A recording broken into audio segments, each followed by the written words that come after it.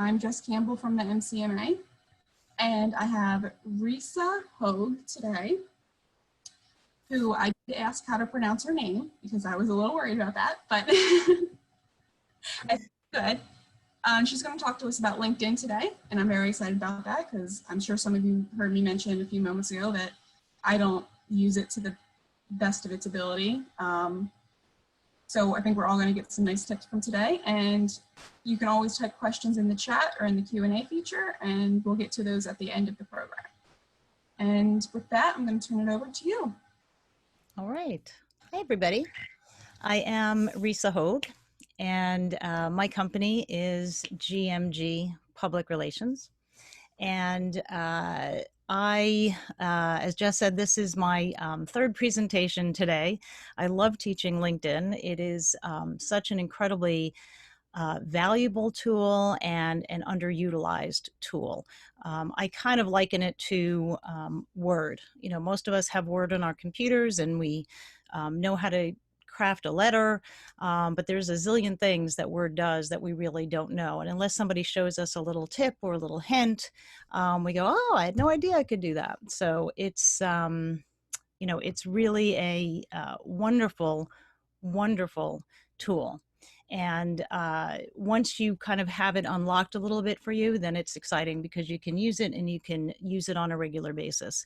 One of the things that I will tell you is that when I work with people on a one-on-one basis with LinkedIn, and I do one-on-one sessions with people to go through their profiles and go through their what they have set up and how they can post, you know, I'm always sort of amazed at that people don't have a set program or schedule that they have for LinkedIn.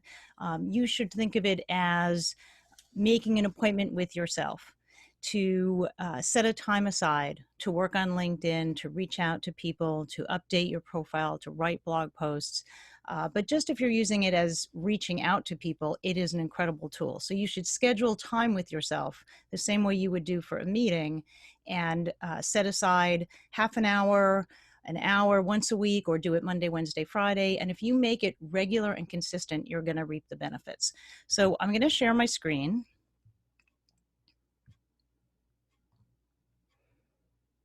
So I can show you some of the tips and tricks. So you'll notice first that on the left-hand side, and I want to keep track of the time here for everybody. You'll notice on the left-hand side here, this is my home screen. And you'll see here that I have my picture and I have a little banner, and then I've got information. So one of the most important things you can do is have your profile be as robust as you possibly can. So let's click on that. And I'm going to show you here how to do some of these tweaks. So you want to have your picture here, and you definitely want a picture.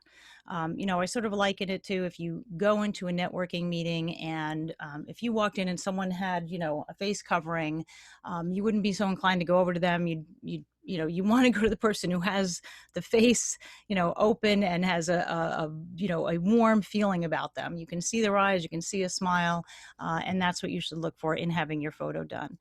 Don't do a selfie unless you're just really good at selfies. Have a professional photo taken.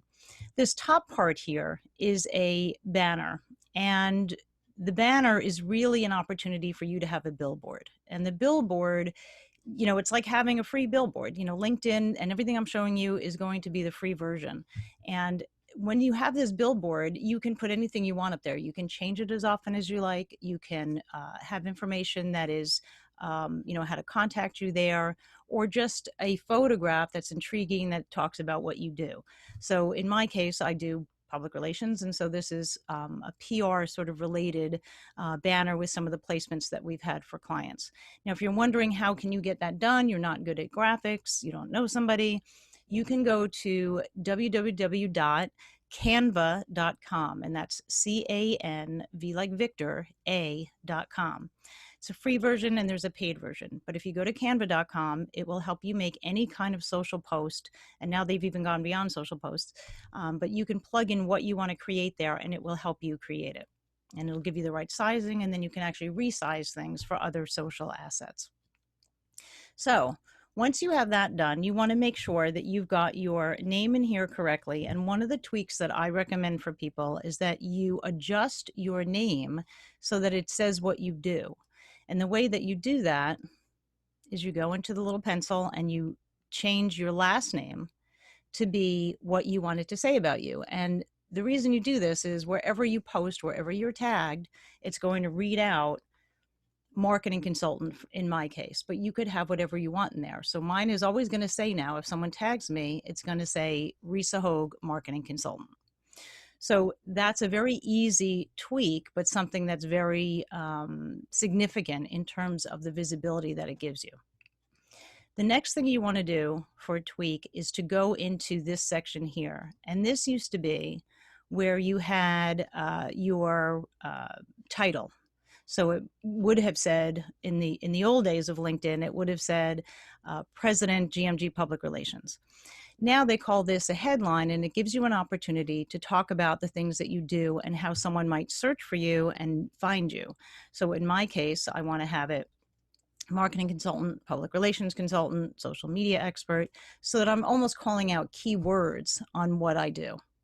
And so that is another really great way to bring yourself up also in search when people are looking for you or trying to find someone with your expertise in that area. I'm just checking to make sure we don't have anything in the chat there. Okay. So once you have that done, you want to make sure that you've got this next section in the About section filled out as much as you can. And again, you're trying to tie in this section to what you do. You want to be as consistent in here in terms of your verbiage so that if someone is searching, it's the same thing with search engine optimization, where you want to tie it all together and you want to have as much consistency as possible so that when LinkedIn's little search bots go out and search based on someone's search terms, you're going to come up. If you are inconsistent in what you're saying that you do, then it won't have as big of an impact. You won't show up higher in search. People ask me all the time, should I have anything personal in here? And I tend to say no, unless it's something that is, interesting or quirky or whatever. And I never had anything personal in here until I was teaching this one day. And someone asked me that question. And I said, well, you won't see, I ride horses, but you wouldn't see that in here because I don't put it in there. And after the session, someone came over to me and said, oh, well, I design horse barns. And since you ride horses, I'd love to hire you to help market that. So then I changed it and added one little personal line in there. So you can certainly do that. In this section here, you want to have as much filled out in terms of what you do. So again, this is sort of a living portfolio.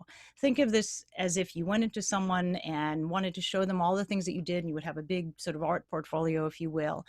This is where you can put all that information. So this can be a resume, it can be a PDF, it can be video, anything that you want can really live in here as a living portfolio. And the more that you have this filled out, the more complete this is. Again, the more interesting you are, the more credibility you have, and the more someone can see about you right here. So if I'm looking for somebody with a particular expertise and someone has a more robust profile than another person, I'm more inclined to say, oh, well, let me reach out to this person because they've got everything filled in. So then if you go down further, you're going to see a section where you have your experience set up, your past job history, things that you've done. Then you've got education. Any licenses and certifications absolutely should be put in here. And volunteer experience, again, and I'm going to show you why this becomes important. But again, you want to be as robust in here as you can, have your profile as filled out and complete as you can, because when someone's searching, if they find you, you want to present a well-rounded portfolio of who you are. Some of the other things in here, and I'm keeping track of time here for us. So let me go back to this, make sure I'm covering everything for you. Okay, so you want to make sure, you'll notice in here where I have experience and I have my job and there's a link, and that's because, or I should say there's a logo and an icon, and that's because I have a a page, it links back to a page within LinkedIn where my company is shown, has its own page. The same thing with any of these others where there's a logo. So Ernst & Young and IBM, it will link back to that page based on the way I put it in there. If you go to the education section, it's the same thing. So on the education section, you can see that there is the logos for SUNY Purchase and Emerson College. And that's important. I'm going to show you why. And let me just check the, okay, so someone asked, how do you add the featured section? Really good question. So up here in this corner, you would do add profile section, and that's where you're going to find this. And you can add at any point in time. Okay, so that really good question. If you go to, let's go back down to, because this for me is the secret sauce. So if you were waiting for the secrets, here's a big secret sauce thing that I love to teach about LinkedIn. So if you go to the education and you go to State University of New York, that's where I went to school. So I click on that because it's a live link. I made sure it was live when I put it in. And then it'll take you to the SUNY Purchase page. So you can see here there's 21,651 alumni, and that's people who have identified as alumni correctly through LinkedIn. Okay, so it's only going to acknowledge the people who are acknowledging themselves as having been alumni of Purchase.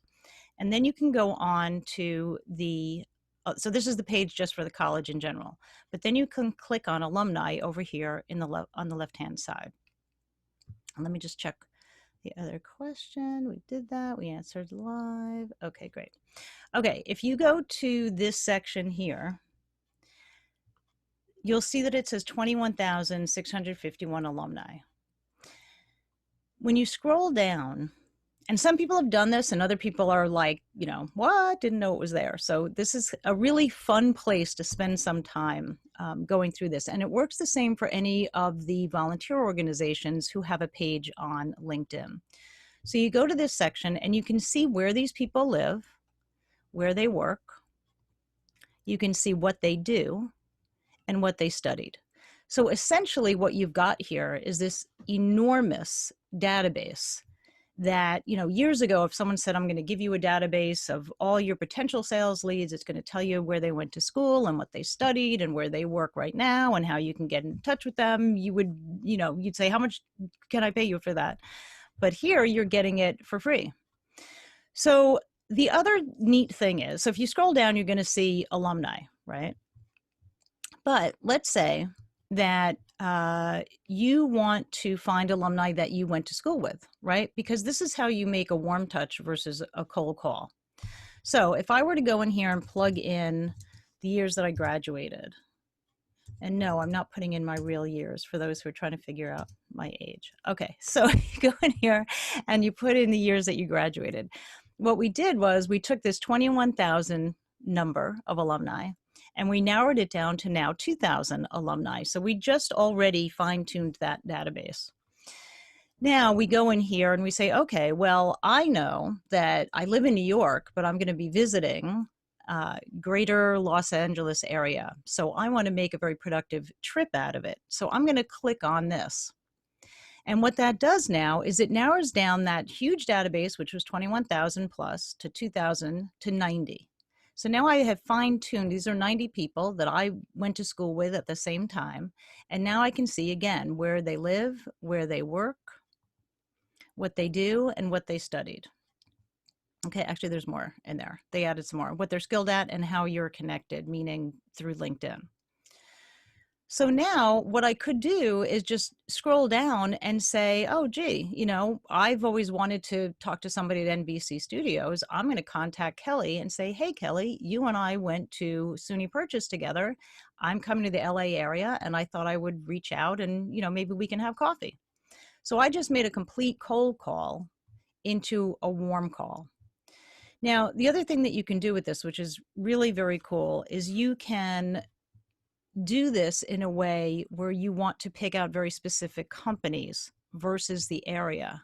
So if I X out of this and I say, well, I really wanted to work with somebody at Westchester Community College. I want to get in there and give them, sell them my PR business, right?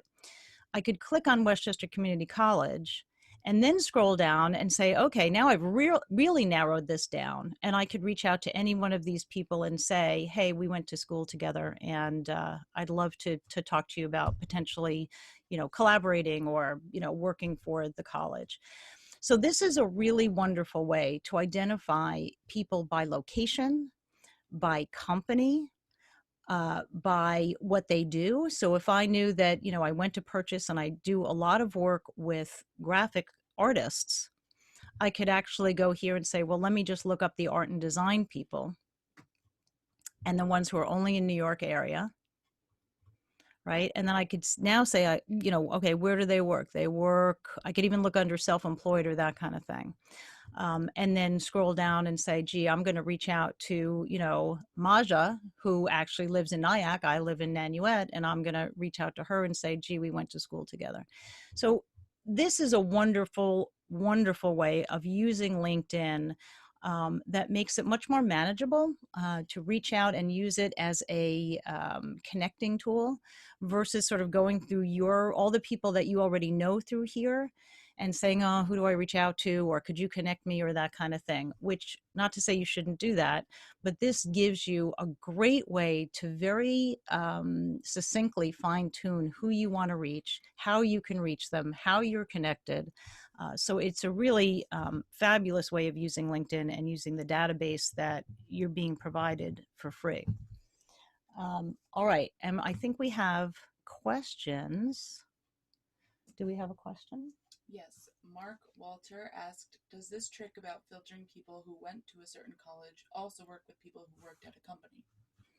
So that is a good question. So yes, you could go in here. I don't know if everybody heard that, but can you use it also for searching for people at a particular company? And yes, you definitely can. And sometimes what I find is where they work actually will reflect where they worked in the past. But if you go back to, if I go back to my profile, and this is why having all these links makes it easy, but if I go back to my profile and I plug in, let's click on Ernst & Young, right? So I can go here, see all the employees from Ernst & Young, and you can connect with people through here to find out where they work. You can also go back to that alumni section and do it by where they work. So I'm hoping that answers your question. All right. So if you want to ask questions, you can. It's we did about 20 minutes there or so, and I think we have 10 more minutes. So if anybody wants to ask more questions. There is a question in the chat. Any limit to how much you can include in your list of specifications? Profile? Which list are we referring to? The resume portion of the profile?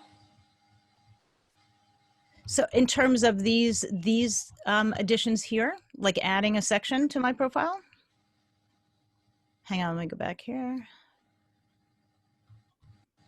If I want about section. In here, there is a limit to the number of words. It's large. I don't remember what it is offhand, but there is a limit to the number of words that you can add in here. And you don't want to be too crazy in here, in terms of that. So you do want to, not over provide. Like this is sufficient. You don't really need to have more than that in there. The other thing that's interesting in here that you can do with other people is, you see this section here where it says activity, and it says, this is all of my activity. So if I liked something, if I posted something, and you can actually go in and see other people's activity. So if you're meeting with somebody, you can go in and see sort of what they've been following and what they're talking about, what they've posted about, what they're liking, what they're sharing. And so it's helpful to get an idea of someone who you might be meeting with, what their background is, what their interests are. Another way, another tip that I'll give you as far as following things and looking things up. I don't know how many people know that you can follow hashtags on here. So if you wanted to type in hashtag direct marketing, you can see that that hashtag has 1,770 followers. So you can follow that hashtag, but you can also just pull it up at any time and you can see what other people are writing about it. You can also get ideas for what you could post. You can get ideas of people to connect with through here. So following hashtags on LinkedIn is a great little tool for doing some research and background there. Let's see. Have you heard of Crystal Knows? It's a plugin to LinkedIn that provides a profile of people on LinkedIn, how to approach them based on personality. I was curious your thoughts. No, I have not heard of that. I would be interested to check it out. I mean, I find that there's so much on LinkedIn that I don't know that you'd need a plugin to do that, but I would certainly check it out and see. I do not know more about it. Someone asked about LinkedIn Premium, and I'm always asked that question. So LinkedIn Premium is, it's $59 a month, I believe, or $567 a year. I've had it. I do the freebie thing, and then they offered a discount, and I did do it. The advantages to LinkedIn Premium are that you can see who's looked at your profile. If you don't have LinkedIn Premium, it will show you a few and then it'll say you have to pay to see everybody else. So that's one advantage. The other advantage is that you can send more emails within LinkedIn, but I haven't really had a need to use that. The other advantage, and I said I would cover this and I'll do it briefly, but there's something called Profinder. And Profinder allows you to respond to sort of brief proposals where someone might say, I'm looking for public relations for an event I'm doing. And in your mail, in an email, you'll get, it's maybe like 5 requirements of what they're looking for, and you can respond. And the response can just be a very simple response. So it's a really nice way of connecting and hearing what people are looking for and getting some quick business, if you will. The problem is that you get 10 opportunities to do that for free. And then they make you pay for LinkedIn Premium to do it. It's actually a nifty little feature, though, if you are going to commit to using it. In order to use it, though, so where you would go to find that is you would go here under Work, and it comes up over here under Profinder. And there are certain requirements. And one of them, which I didn't talk about, was getting referrals. So you need to make sure that on your profile, you've got enough people saying nice things about you. There's a certain number that they require, and I don't remember what it is. But you should make sure that this recommendation section is up to date, meaning you want to have recent recommendations. You want to get and give as many as you can in here. Because again, if someone has a choice between you and somebody else and you've got 30 recommendations that are great and someone else has 3, maybe they choose the person with 30 good recommendations. So as far as recommending it, LinkedIn Premium, I definitely recommend doing the freebie for a month, because why not? See what you get out of it, see what you like about it. If you're doing Profinder, it's helpful. And you can see, who is looking at you. The other thing I didn't talk about is in the back end here, where you go into settings and privacy. You definitely want to go in here and sort of poke around. There are a lot of settings in here. They change periodically, but there's a lot of opportunity to change how you see things, how people see you. You can turn off whether they see competitors, basically, if they've looked at you, and it says, who else have people looked at? So I have that turned off. But you can also turn off your profile viewing options. So that lives in here, how others see your LinkedIn activity. So you can go in here and say, well, I want to be private. And basically what that means is if I go on here and I'm looking at somebody else's profile, it won't alert them that I did that. It'll just say an anonymous person did it. You can change that to be, the secondary one or your own. So, and you can go in here and turn this on and off whenever you want. So you could go in there and change it and turn it off and be sort of a stalker, or you can, and then go back in and turn it back on. I generally just leave it off, but you can go either way or go back and forth. There are a lot of settings in here, and I do encourage people to go in here and poke around and play with these different settings. There's privacy settings, and you can even block people on here, and There's just a wide variety. If you're looking for jobs, you can indicate that you're open to that. And then ads and communication. So there's a lot in that back end for people to sort of take advantage of, and they do give you a lot of options. One of the other things that I think is interesting is the groups. I use groups quite a bit actually for myself and for clients. There's a lot of groups. Some of them are very active and some of them are not, and you need to find the ones that are. They're all private now, so you have to ask to become a member. But if you look back here, you'll see, like in this particular group, it says 3H. That means this was posted 3 hours ago. So this is going to be an active group. Some of the other ones might say 4W, and that means 4 weeks ago, someone updated this. So you can go in and find which groups are more up to date than others, but it's also a good way of connecting with other people and starting conversations and things. I'm sorry about the dead fish on the picture here. All right. Does anybody have any other question? Oh, there's plenty in the chat here. Let's see. Any limit, or just you were asking me these, right? Yes. Can you add a PDF attachment to your profile? Yes. So you can add a PDF and a resume. For some weird reason, when you add a resume, it doesn't show up as clearly as it should when you add a PDF document. So yes, you can add it, but it won't look like that crisp, clean PDF that you'd like to see. And no one's quite sure why that is. And that could actually change at any point in time as well. But yes, you should and can add PDFs and video files and links to other files. So you can add anything in there for credentials documents. And that's a great place to do that. And you can direct people to it too. You know, I posted something new today, you know, check out my portfolio. Let's see, what else? No more questions? Any questions? There's another question. There's a Facebook question from Edelyn that says, "Hi Risa, on skills and endorsements, any best practices on listing skills? Is there a limit to how many we should list?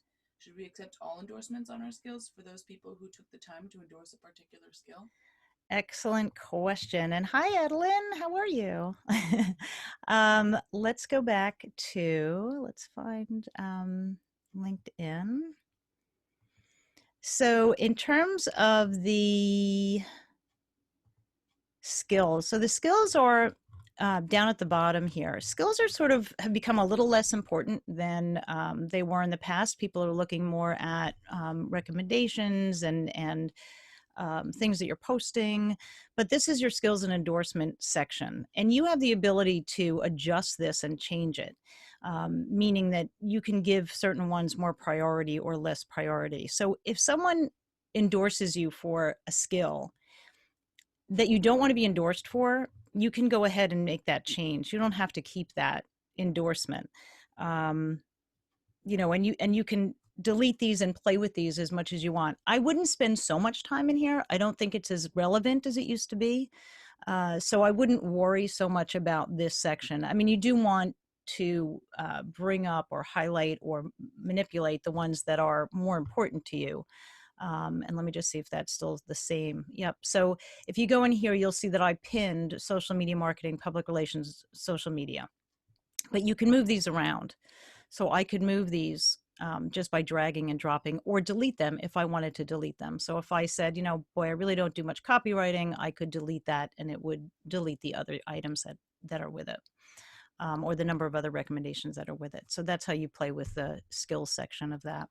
But again, I'd be more interested in people giving you recommendations, and you have to physically ask for those through here. You have to ask for a recommendation, and then it sends them an email that says, you know, Risa has requested a recommendation. And then when someone does one for you, encourage them that, you know, you'll write one for them so that you're being reciprocal about it. But these count a lot towards credibility, to having, you know, these sort of written ones versus something that someone can click on quickly or easily. And the same holds true for posting. If you are wanting a post to be more visible, you should be commenting The liking doesn't do very much. I mean, it's helpful. People like that. And they added these cute little icons a while back, but you really want to comment, if you can, on something, why something appealed to you or was great. And generally more than 5 words. It's just sort of the algorithm. And you can always share it, which is always good if you're trying to get someone else's attention who wrote this. It's good to share theirs, information as well. What else? There more? Any more Facebook questions? No more Q&A? Question, actually, if you wouldn't mind. Sure, go ahead. So when you're listing your work history, how far back should you go? And if there's a gap, like say there's a big gap because someone became a stay-at-home mom, like is that something that you put in, like stay-at-home mom, or just leave a gap? And this would depend on whether you're looking for a job or if you are just looking to round this out. So my theory on this is that you want this to be as robust as possible. And again, the reason is, so let's say someone is looking and it's a choice between working with me and somebody else. So they're researching and they say, okay, well, let me take a look at, Risa's profile. And let's say that they went to Seton Hall University. And I put that in not because I went to Seton Hall, but because I did volunteer work there where I was a mentor. If they went to Seton Hall or their child went to Seton Hall, all of a sudden they now have a warm connection with me, right? So they're like, oh, wait, she did something at Seton Hall. Oh, okay, let me call her. So the more information you have, the more opportunity. It's like spokes in a wheel, right? So the more spokes that you have, the more opportunities and touch points there are for people to connect with you. So I would add in as much as you can.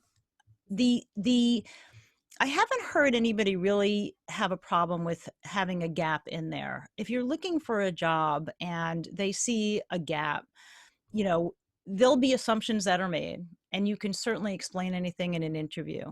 I've never seen somebody, and I'm sure there are, but I haven't seen anybody put in, stay-at-home mom in here. And I don't have an opinion one way or another about that. I think it's almost personal preference. Some people may feel that they want to hide that, and other people may feel like they want to highlight that. So, but if it's a job hunt that you're doing, someone would certainly ask about that. So I wouldn't worry as much about it. But I would just make sure that it is filled out. I mean, I worked at IBM a really long time ago, 1983, but someone who's coming here might say, oh, she worked at IBM, and, I worked at IBM same time. So there might be, again, another spoke, in that wheel that's a touch point for somebody. Okay, I actually have another question, if you want to. Sure. I'm a little new to the game, so would you mind explaining the difference between a warm touch and would you call it a cold call? Yeah. So that is a great question. So I want to almost say back in the day, because I feel like there should be no anybody doing cold calling right now. But a cold call was, let's say you were selling insurance, you got a list, at the beginning of the day, and they said, okay, make these calls. Right. And they were cold calls, meaning there was nothing warm about them. There was no previous touch with this person, contact with this person in any way. So it was cold. It was just out of the blue. Hi, I'm Joe and I'm sell life insurance, and can I sell you something? So that was a cold call. There was no previous connection at all. A warm call is, hi, this is Joe, and I know your friend Bob, and he said I could contact you about, life insurance. He has his life insurance with me. Oh, okay. So now there's a connection. So that makes it warm. It makes it a little bit more, I like to almost say warm and fuzzy, right? So anytime that you are making some sort of touch point, some sort of connection with somebody, it's going to be a warm call versus a cold call. And maybe there's some other explanation that I don't know about, like where that came from. But for me, a cold call, as I've always understood it, is just there's no other connection. It's just out of the blue, cold call. Does that help? Yes, that makes complete sense. Thank you for explaining that for me. It's a good question, though. We did have one last one just come in through the Q&A if we want to grab that one real quick. All right. Do you have any criteria for accepting or rejecting invitations from folks? Oh, really good question. And or sending an invite of your own. Great question. So one of my basic criteria is a photo. If someone doesn't have a photo, I'm not connecting. I just feel like if you didn't spend the time yet to update at least with your photo, that you're not really vested in LinkedIn, and there's probably not going to be much coming out of that relationship. I've gone back and forth. I used to sort of accept everybody. And then I had a couple of bad experiences with that, with people badgering or people, sort of sucking up the entire feed. And so then I started to be more selective about it and look at, does this make sense to connect with this person? Are they in an industry that relates to me? Are they in an industry for me that relates to a client? In other words, could they be a good connection ultimately for a client? I have other people who connect with everybody. And I've done a bunch of these LinkedIn workshops, and I've done them by myself like this, and then I've done them on a panel, which is always interesting to hear, a wide variety of feedback.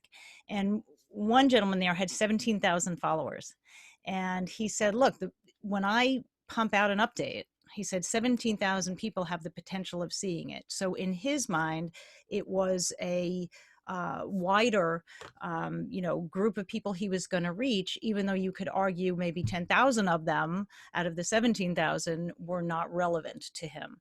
So I think I think you want to have a certain mass that, you get to, so that, because they won't show your updates won't be shown to everybody anyway, the same way they're not on Facebook or Twitter or anything else. You couldn't possibly see everybody's updates as they were coming through. So there is an algorithm to that. So I tend to connect with people who are relevant somehow in my industry. And when I reach out, which I don't do as often as I probably could or should, but when I reach out, I try and do it very strategically. And again, I kind of base it on what makes sense in my industry. What makes sense when I reach out. I also try and do it with a little note.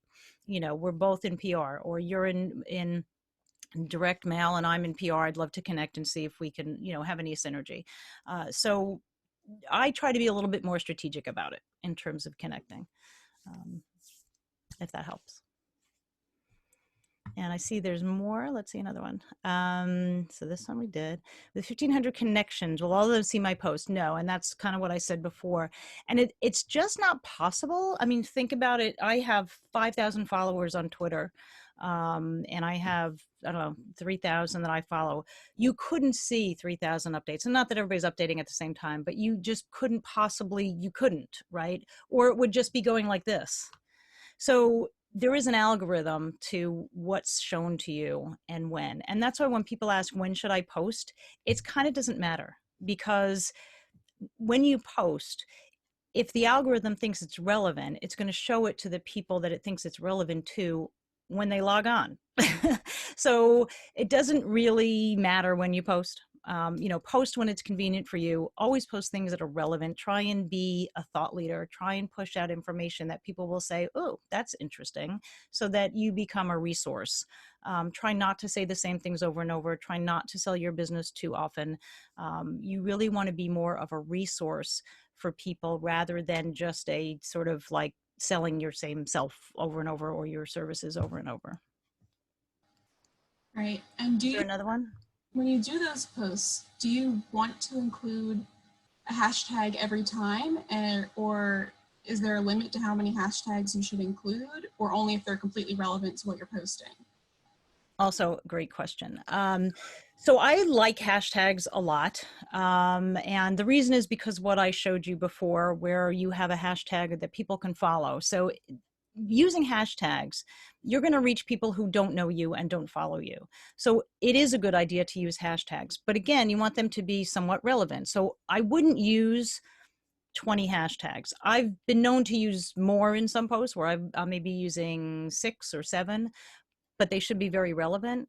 But yes, you should use hashtags, and you should follow hashtags. So you're kind of seeing how other people are using them, and they really need to relate. So don't try and, use a hashtag that's not related, just to sort of, get onto people's radar with a popular hashtag, but it has nothing to do with what you're posting. But I like hashtags, and LinkedIn didn't use hashtags for a while. They got into the hashtag game being linked maybe a year ago, maybe a little longer. But I find them to be helpful that way, because you are going to put yourself in front of people who may not follow you at all, but find something that you've written through the use of following that hashtag. So. Perfect. Thank you so much for answering that question. Like I said, I'm still new to the LinkedIn game, but I actually did just make a note to go into my LinkedIn and do some. Excellent. Yeah, I tell people, make an appointment with yourself. Every Wednesday morning from 8 to 9 a.m. is going to be my LinkedIn time. I'm going to connect with people. I'm going to reach out. Another thing to do, which is helpful, is to connect other people without it being related to you. So, again, being seen as a resource. So I just recently connected a friend of mine who's with a architectural firm with a engineer. And I thought, you guys really need to know each other. And I connected the two of them and then sort of stepped out of it. So it just helps for me. It helps me look like a resource for them, and connects the two of them. And it's helpful without serving me at all. It just is helpful to them to be connected. So, so that's a nice thing to do, especially when we're all dealing right now with COVID and not being able to network the way we used to do.